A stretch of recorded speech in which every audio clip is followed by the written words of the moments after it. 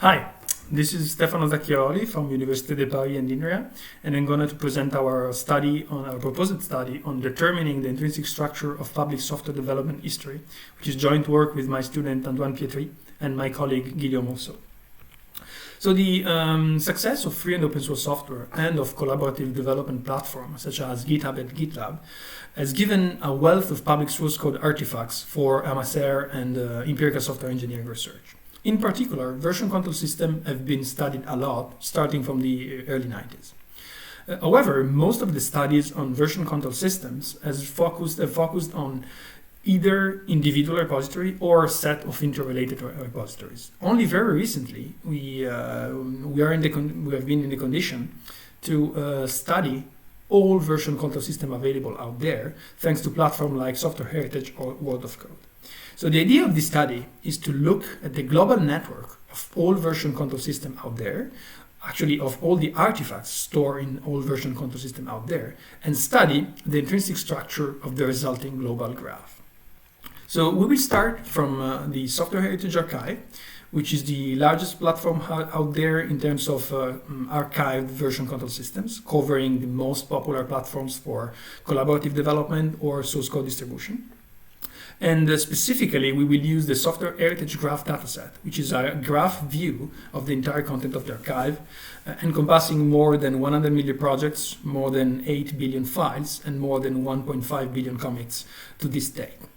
So what's interesting about this archive is that the view is indeed unified, so everything is deduplicated. So a source code file is stored exactly once, representing a single node in the graph, and you can see all the different directories that point to that file, no matter where they are.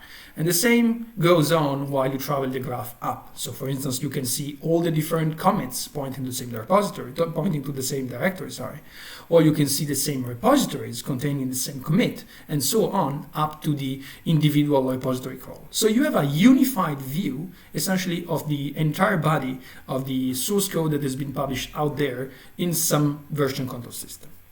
So our approach here, our proposal, is to consider this graph as a complex network that results naturally from the human activity of software development and study it from the point of view of network theory using clustering techniques from network theory.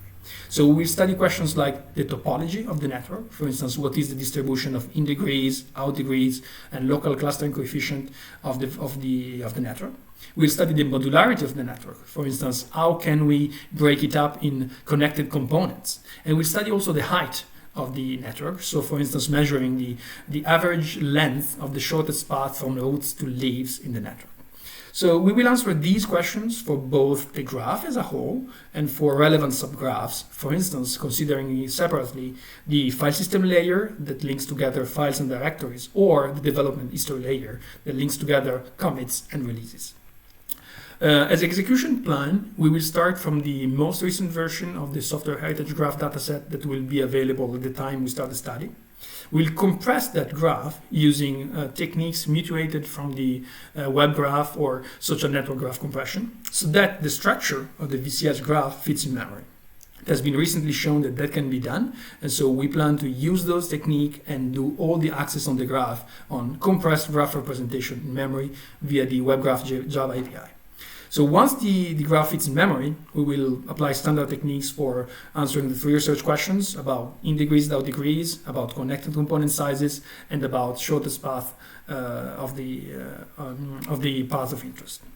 So we expect that the findings will shed some light in various aspects that are interesting for MSR and this research. In particular, we will find out how this VCS graph, the global VCS graph, compares to other naturally occurring networks that are studied in other fields, like web graph or social networks.